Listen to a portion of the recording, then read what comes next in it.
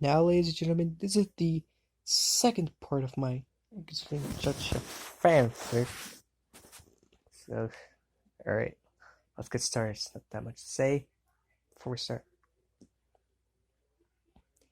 In my second part, we changed to Ria's perspective right here. Well, it sure was a kind night, staying with ChaCha for a nice sleepover, enjoy dinner, etc. All was fascinating to me, or at least until I decided that it'd be time to sleep. Now you may be questioning, how? At me. But I'll explain. Oh man, it was that one dream that turned into a nightmare. Started off with me playing with ChaCha all just fine, till I find Jinji no longer moving on a rope of a circle of the rope, tied around his neck very tightly. It was shocking seeing what I at the very least were somewhat friends with doing suicide. Just haunted me to death. I panicked just by even remotely seeing it, I tell ya. Just tried her absolute most difficultly hardest she could to calm me down, but I couldn't. The thing just frightened my life for eternity. Next morning, I woke up screaming in pain of what the heck just happened to my nightmare, and sobbing of the hurtful image that shook me down my spine all the way to my legs to the point that I didn't even walk myself out of the bed. Huh? Rio? Why are you crying? ChaCha just asked me.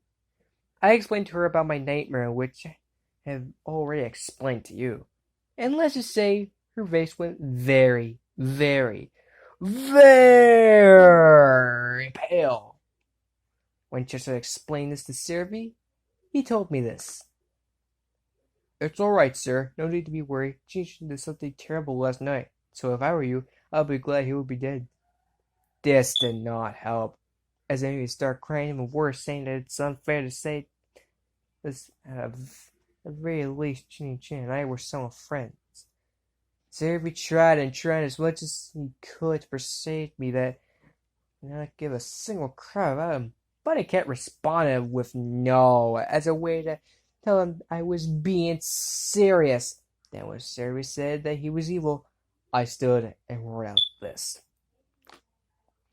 I can't believe you're not taking this seriously. I was friends with him. Sure, we had problems, but at least we were somewhat friends of each other. We need to find him somewhere, somehow, and finally be complete friends with him, so he won't actually hang himself for worse. I'm going. I ran out of the house on search to find Chin-chan, and once that was set, the search for Chin-chan begins. I start off by the forest. We went through a power load of times. And with the sniffing I use for my nose when I'm a wolf, I would easily track Chin-chan quickly. Or so I thought.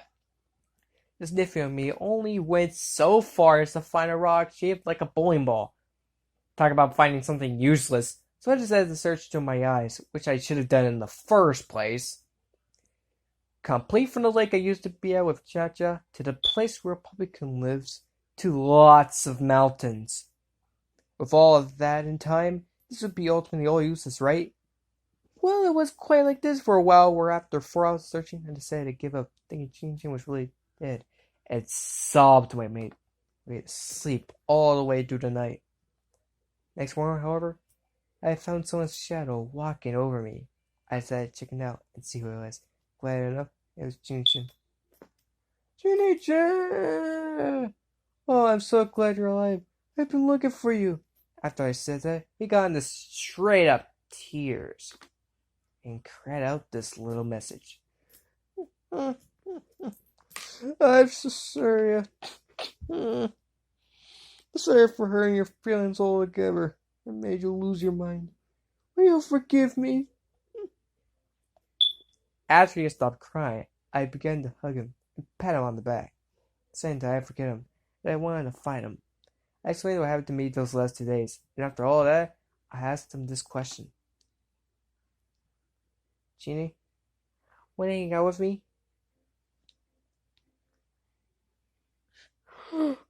Yes. Yeah. It then hugged me back for a few more minutes as we were to walk somewhere where we can spend time together, as our journey to friendship commences. And now we enter ChaCha's perspective. Oh, come on, ChaCha. Don't cry that he's gone. He'll be back soon.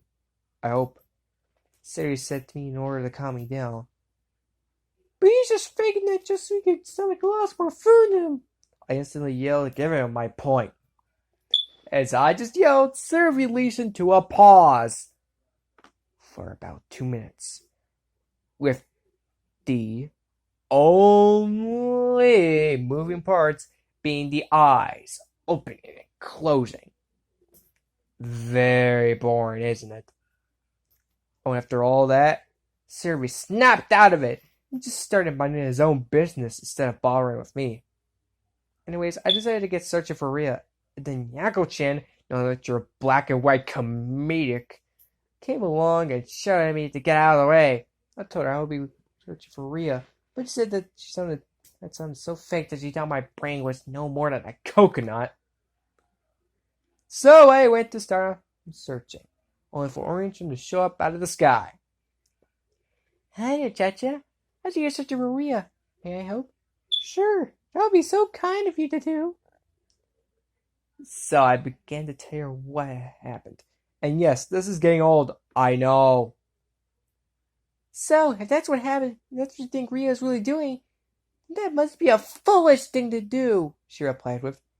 As soon as we went through the forest, we somehow stumbled across Marine-chan, who was also searching for Ria, going on top of rocks, through the paths the trees were facing, and more.